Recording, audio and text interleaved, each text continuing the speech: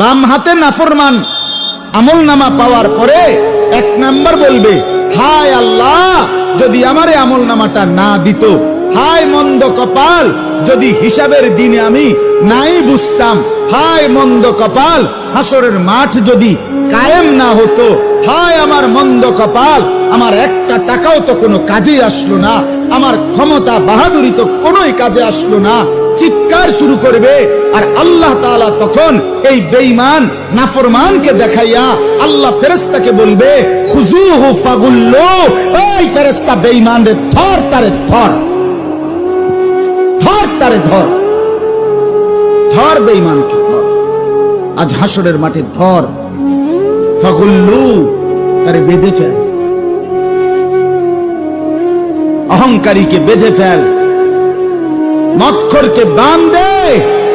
জিনাখোর ব্যভিচারীকে বাঁধ দে।